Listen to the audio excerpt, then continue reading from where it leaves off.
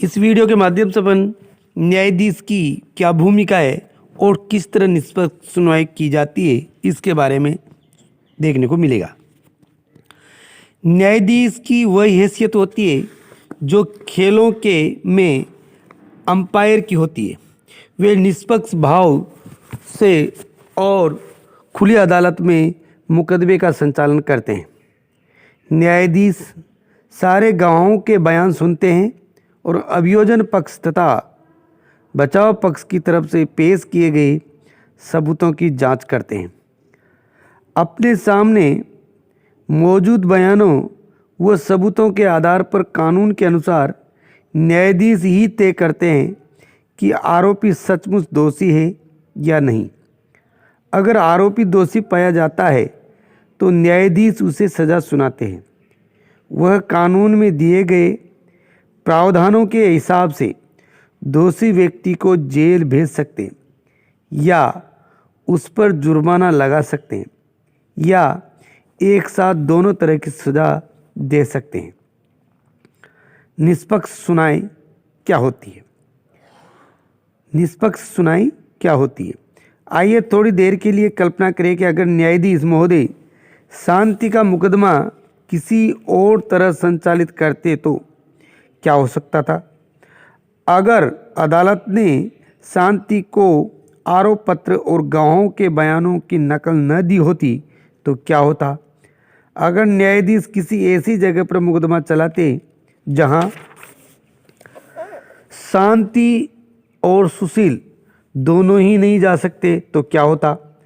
अगर न्यायाधीश ने शांति की अधिवक्ता राय को अभियोजन की ओर से प्रस्तुत किए गए श्रीमती शिंदे आदि गवाहों से जिरह करने का पर्याप्त समय न दिया होता और पहले ही मान लेते कि शांति दोषी है तो क्या होता। अगर इस तरह की कोई भी बात होती तो इसे निष्पक्ष सुनवाई नहीं कहा जा सकता था।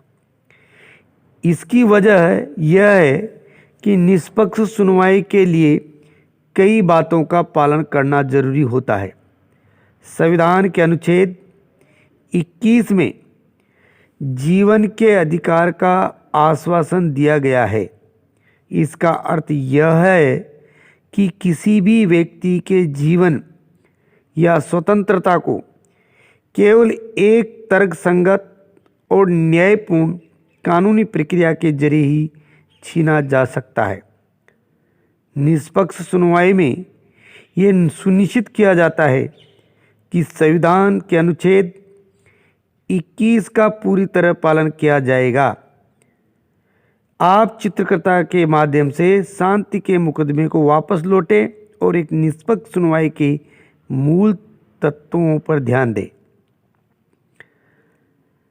पहली बात, शांति को आरोप पत्र और उन सभी साक्ष्यों की एक एक प्रति दी गई थी जो अभियोजन पक्ष ने उसके खिलाफ अदालत में पेश किए गए थे।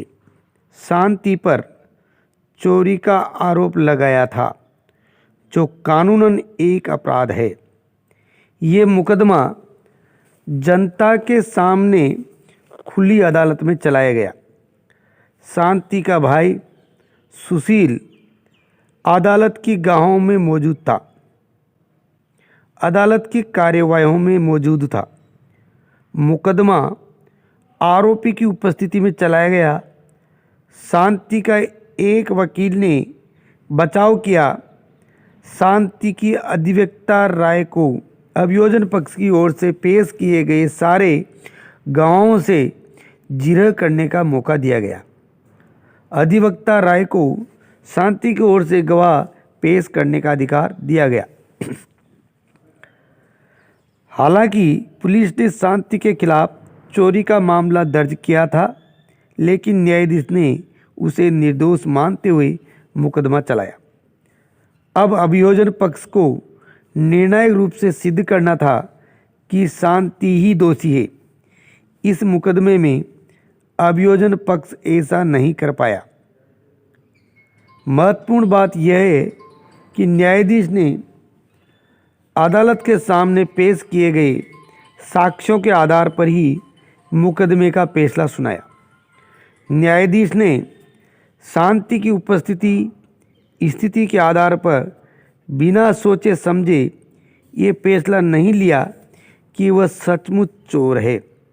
इसकी बजाय न्यायाधीश का आचरण लगातार निष्पक्ष रहा और चूंकि साक्ष्यों से यह सिद्ध हो गया कि शांति की बजाय कुछ युवकों ने चोरी की थी, इसलिए उन्होंने शांति को आज़ाद कर दिया।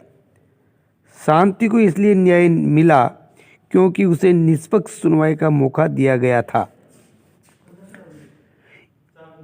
इस अध्याय में हमने जिन लोगों का जिक्र किया है, संविधान और कानून दोनों में ये कहा गया है कि उन लोगों को अपनी जिम्मेदारी सही ढंग से निभानी चाहिए।